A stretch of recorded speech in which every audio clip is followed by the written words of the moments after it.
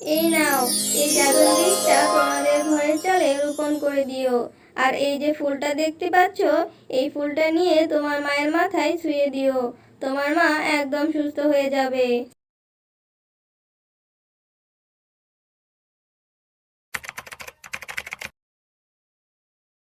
Ice cream আছে, ice cream. বাচ্চারা মজাদার আইসক্রিম নিয়ে যাও। গরমের মাঝে ঠান্ডা ঠান্ডা আইসক্রিম, তাড়াতাড়ি এসো, জলদি নিয়ে যাও। এই এই তোরা শোন, চল না আমরা আইসক্রিম কিনে খাই সবাই।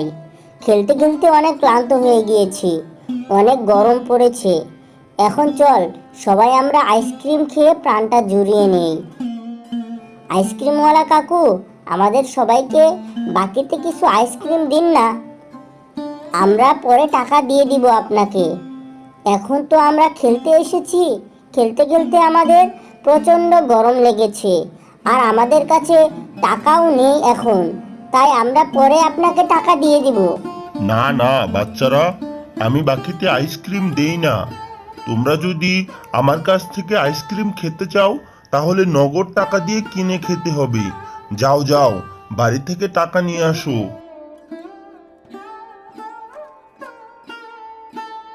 কিরে বিনা বান্টি, তোরা কখন বাড়ি থেকে বের হয়েছিস খেলার নাম করে? এখনো বাড়ি ফিরিসনি যে?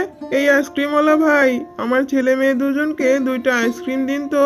বাঘিনী কাকিমা, আমাকেও একটা আইসক্রিম কিনে দাও না, আমি পরে তোমাকে টাকা দিয়ে দেব। আমার গলাটা যে একদম শুকিয়ে গিয়েছে, আমি মায়ের কাছ থেকে টাকা এনে তোমাকে দিয়ে দিব। দাও না কাকিমা।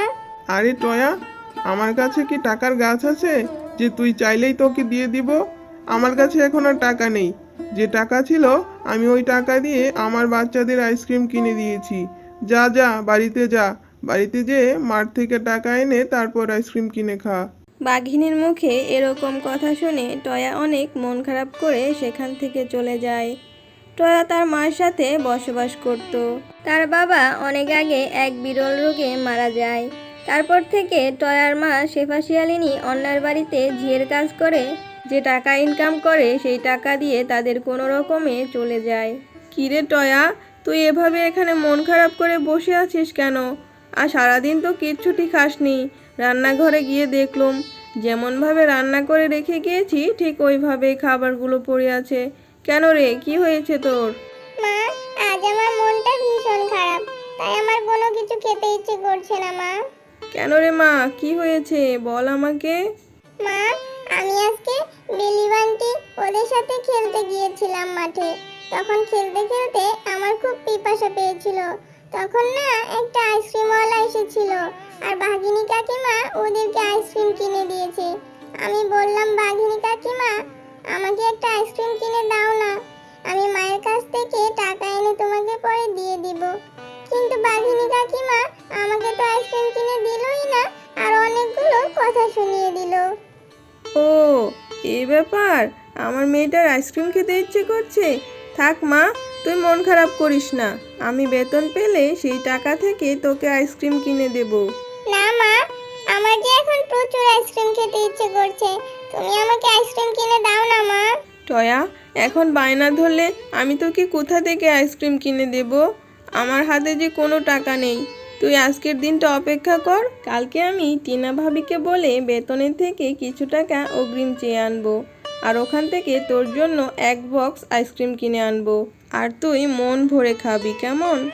সত্যি মা, তুমি আমার জন্য কালকে আইসক্রিম কিনে আনবে? কি মজা, কি মজা।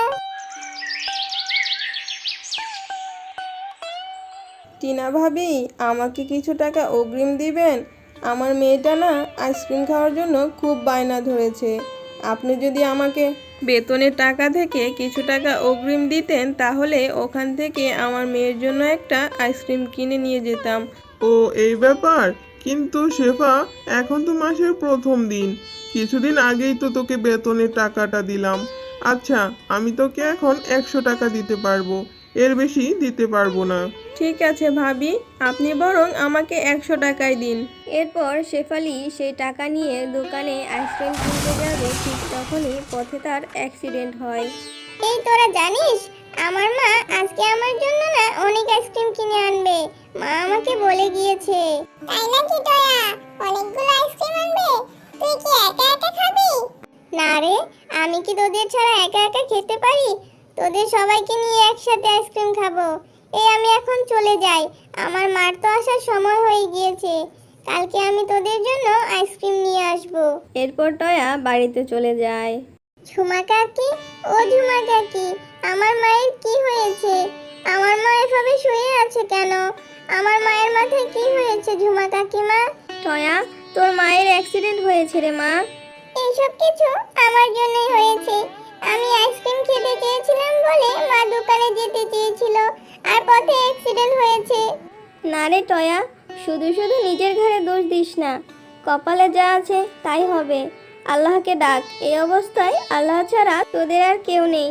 তোর মা কষ্ট করে কাজ করে 3 বেলা অন্তত খাবার দিতে পারতো, এখন তো সেই পথও বন্ধ হয়ে গেল। আর তোর মার চিকিৎসা করতে অনেক টাকা লাগবে, এত টাকা কোথায় পাবে? আল্লাহকে ডাকা ছাড়া আর যে কোনো পথ নেই রে মা। সব কিছু আমার জন্য হয়েছে। আমি আর আইসক্রিম খাবো না। আমার জন্য আমার মা কত বড় ব্যথা পেয়েছে।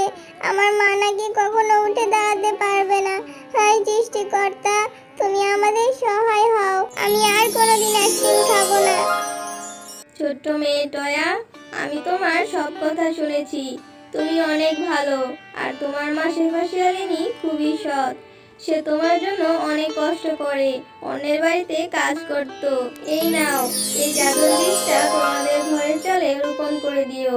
আর এই যে ফুলটা দেখতে পাচ্ছ, এই ফুলটা নিয়ে তোমার মায়ের মাথায় ছুঁয়ে দিও। তোমার মা একদম সুস্থ হয়ে যাবে। তুমি সত্যি বলছো পরি? আমার মা সুস্থ হয়ে যাবে? আর এই বিষটা থেকে কি হবে? এই বীজ থেকে অনেক ধরনের আইসক্রিম গাছ হবে, আর সেই গাছে যে আইসক্রিমগুলো হবে সেগুলো বিক্রি করে তোমাদের সংসার খুব ভালো মতো চালাতে পারবে। তোমার মায়ের আর অন্যের বাড়িতে কাজ করতে যেতে হবে না। এরপর টয়া সে বীজ নিয়ে তাদের ঘরের চালে রোপণ করে দেয়, আর ফুলটি নিয়ে তার মায়ের কাছে যেয়ে মাথায় ছুঁয়ে দেয়। আরে টয়া, এ কি হলো আমার? আমি তো একদম সুস্থ হয়ে গিয়েছি। আমার মাথায় যে আর কোনো যন্ত্রণা করছে না, আর আমি আগের মতো উঠে দাঁড়াতে পারছি। এরপর টয়া তার মার কাছে সবকিছু খুলে বলে। মা চলো বাইরে গিয়ে দেখি। পরি তো বলেছিল বীজগুলো রোপণ করার কিছুক্ষণের মধ্যেই ঘরের চালে আইসক্রিম গাছ হয়ে যাবে। ও মা, দেখেছো? পরির কথা সত্যি হয়েছে। আমাদের ঘরের চালে কত আইসক্রিমের গাছ হয়েছে, আর আইসক্রিমের গাছগুলোতে কত কত আইসক্রিম ধরেছে। মা, এখন থেকে আমি মজা করে আইসক্রিম খেতে পারবো, আর আইসক্রিমগুলো বিক্রি করে আমাদের সংসার খুব ভালো মতো কেটে যাবে। হ্যাঁ রে টয়া, তুই ঠিকই বলেছিস। আমার আর তোমার অন্যের আর বাড়িতে অন্যের কাজ বাড়িতে করতে কাজ যেতে হবে করতে না। যেতে হবে এই না, মা। আইসক্রিমগুলো বিক্রি করেই আমাদের সংসার চলে যাবে। এরপর তারা বাজারে মা ও মেয়ে একটি ভ্যান গাড়িতে আইসক্রিম বিক্রি করতে শুরু করে, আর এভাবে তাদের জীবন খুব সুন্দরভাবে কাটতে থাকে। বন্ধুরা, আমাদের গল্পটি তোমাদের কাছে কেমন লেগেছে কমেন্ট করে অবশ্যই জানাবে। যদি গল্পটি ভালো লাগে তাহলে আমাদের পাশে থাকবে। নতুন নতুন আরো গল্প পেতে আমাদের চ্যানেলটি সাবস্ক্রাইব করে বেল আইকনটি টিপে দিবেন। ধন্যবাদ।